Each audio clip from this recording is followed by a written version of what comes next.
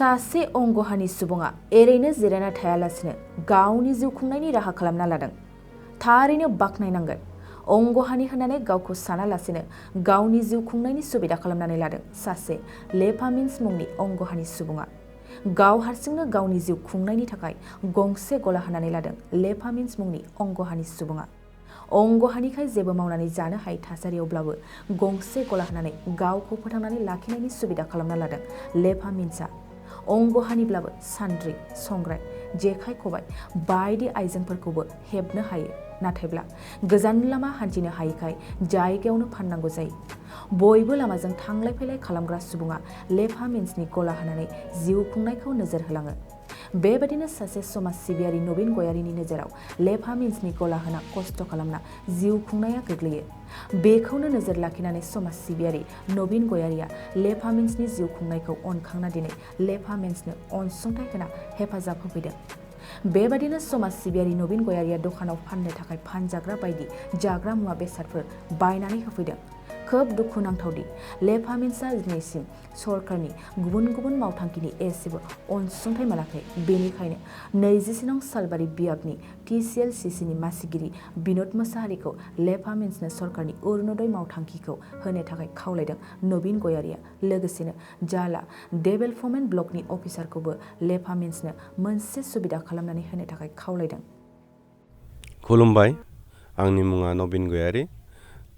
गिबियावनो नोंथांमोननि बड'लेण्ड बुब्लि मावथि आरो नोंथांमोननि गासै नायगिरि बे बड'लेण्ड बुब्लि नायगिरि गासैनिसिमबो आंनि गाहाम हामलायनायखौ जासिनाय थाबाय आरो गोदान बोसोरनि बयनिसिमबो खेबसेबाव गाहाम हामलायनायखौ जासिबाय। दिनै आं बेहाय लेफा मुंनि सासे मानसिखौ हेफाजाब होनो फैदों। गोदान बोसोराव जाहाथे बिथांनि गासै साननाय हनाया जाफुंथों बेखौबो आं आसा खालामबाय। बिथाङा सासे मा होनो बेखौ लेंग्रा। बिथांना आथिङा हेबजोबनाय। बिथाङा जेबो खामानि मावनानै जानो हानायनि जेबो राहा गैया, उफाय गैया। बिथाङा बिनि अनगायै बिखौ जे मावनो लादों दखान होनानै जानायनि बे मोनसे हाबाफारिखौ लादों। आं बेखौ सानफ्रामबो थांलाय फैलाय नुयो। बेनिखायनो आंनि गोसोआ थुलुंगाखांनाय मोनदों आरो आङो बे मिडियानि गेजेरजों नोंथांमोननि मिडियानि गेजेरजों जाहाथे जोङो आथिं थानायफोरा, आथिं आखाइ मोजांफोरा जाहाथे मोजां खामानि मावनानै जायो, गावखौनो बेखार होननानै साना। जोंनि मानसिफोराथ' बुंनो थाङोब्ला बहुदआनो जेबो मावनानै जानो रोङा, बेखार। दा गोबां गथ'फोरानो बायदि बिथिङावसो बाहागो लानायखौ नुयो। थ' आं दिनै गोदान बोसोरनि मुङाव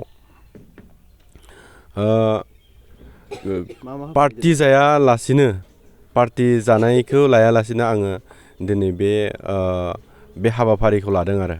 ओरैनो मा होफैनाय जाखो? आं बेवहाय बिथांनो जास्ट ओरैनो हेल्पनि थाखाय आरोना, जाहाथे सुंथा खालामनो हायो, बिथांखौ एसेनो हहाय खालामनो हायो। बेनि थाखाय आङो मोननैसो जाग्रा बेसाद दखानाव फाननो हानाय, सोलिनो हानाय बे मोननैसो बेसादखौ होफैनाय जादों। आं आसा खालामो बेजोंनो बिथाङा सानसे एसे जौगालांगोन होननानै।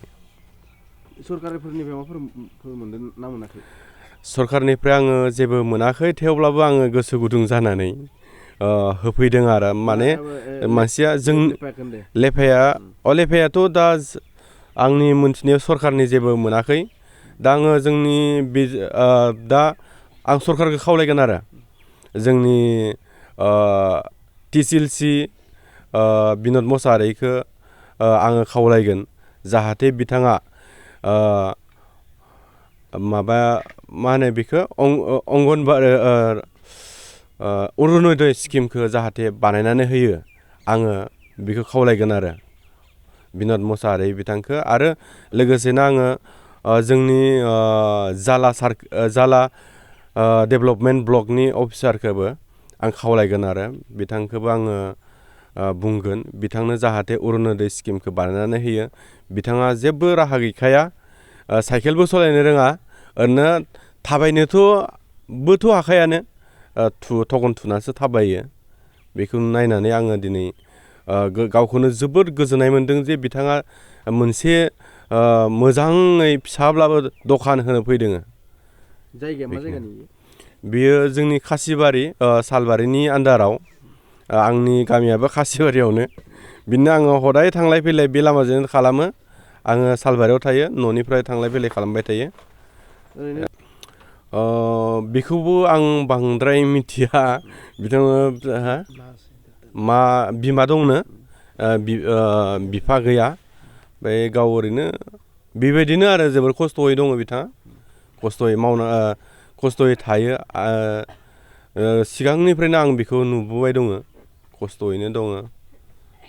बेखौ रोंगौ होननानै मिथिगौ आङो माबा माबि रोंगौ होननानै मिथिगौ आरो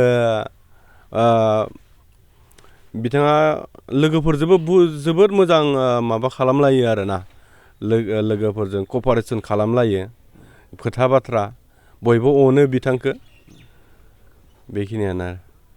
सार तो देखला मुझे तुम्हारे दुकान के देख के छोटे घर देखते देखते बड़का होला था छोटे मोटे दुकान बना लो उसका देख के मुझे वो निजे कर पैसा से सामान नहीं दिला और चाले घुले के लिए ओके मैं सार के भी मैं कोनो दिन नहीं भूलाबो मैं कोई सत्ते रहबो मैं आज मोर लगे उनको बहुत मदद कर दिला आज ले सरकार से होई जो कोनो नहीं पाऊँ मैं सरकार मुझे एक तरह कोनो टाका पैसा नहीं दी है चल कोनो नहीं पहुँच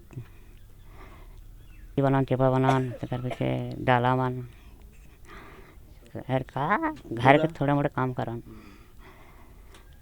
बना के गाँव में बेचन मैं ब्लैक बाटे लेके नहीं पड़ेला हुरियाल ने मोर आवे जाके कष्ट होल सरकार गाँव में बेचना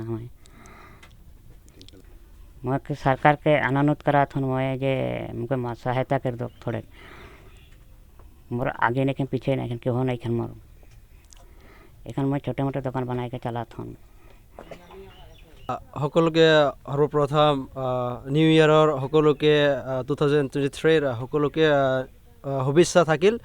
তাৰ লগতে আজি আমাৰ কাহিবাৰী গাঁৱত যিটো হালবাৰী আণ্ডাৰত থাকে আমাৰ গাঁৱত আহি আমাৰ সন্মানীয় ছাৰ নবীন গুয়াৰী আহি আমাৰ যিটো লেপা মিঞ্চ ইয়াক আজি নিজৰ ফালৰ পৰা নিজা ব্যক্তিগত হিচাপে আজি লেপাৰ যিটো দোকানত সি এটা সৰু মুৰা দোকান দি নিজৰ জীৱনটো কটাই নিজৰ ফেমিলি চলায় তাৰ কাৰণে আজি আমাৰ ছাৰ নবীন দা ডাঙৰীয়াই আহি তাক লেপাকে নিজৰ ফালৰ পৰা দোকানৰ কাৰণে কিবা বস্তু নিউ ইয়াৰৰ নামৰ গিফ্ট দিলে।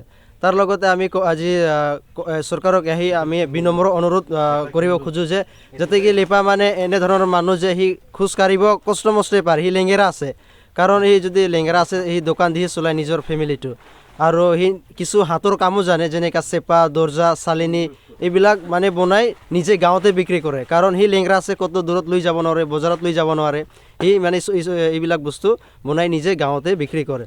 চ' আমি চৰকাৰক এইটোৱে আহ্বান কৰিব বিচাৰোঁ যে সি আজিলৈকে চৰকাৰৰ পৰা একো সহায় সহযোগ একো পোৱা নাই আৰু চৰকাৰৰ পৰা আমি এইটোৱে মেছেজ দিব খোজোঁ যে লেঙেৰা আছে বেচাৰা আৰু বহুত এনেধৰণৰ মানুহ আছে সিহঁতক যাতে কি চৰকাৰে চাই আৰু সিহঁতক সহায় কৰে। আৰু তাৰ লগতে আমি আজি আমাৰ মাজত আহি নবীন দাই ডাঙৰীয়া আমাক বহুত সহায় কৰে এই আজি নহয় বহুত আগে পাছে আমাক বহুত চাই সহায় কৰে যিকোনো কাম ক্ষেত্ৰত যিকোনো ক্ষেত্ৰতে আমাক সি মানে দেখৰেখ কৰে আৰু আমি ইয়াক আমাৰ ফালৰ পৰা এইটোৱে আৰু বিনম্ৰ অনুৰোধ কৰি ৰিকুৱেষ্ট কৰোঁ যাতে কি আমাক আৰু যাতে যিমান পাৰে ইমান সহায় কৰি থাকিব আমি যিমান পাৰোঁ আমি ইয়াৰ লগত থাকিম আৰু ইয়াকো সহায় কৰি থাকিম। ফেমিলিত কাই কাই আছে নে? লেপা মিঞ্জৰ ফেমিলি তাৰ ভণ্টি আছে আৰু মা আছে। দোকান দিয়াটো কিমান বছৰ হ'ল? দোকান দিয়াটো এই মোটামুটি 6 মাহমান হৈছে আৰম্ভ কৰিছে আৰু এইটোৱে আমাৰ এই যিটো Kahibari Dinanath M E school ওচৰত এইটো দোকান দিয়ে।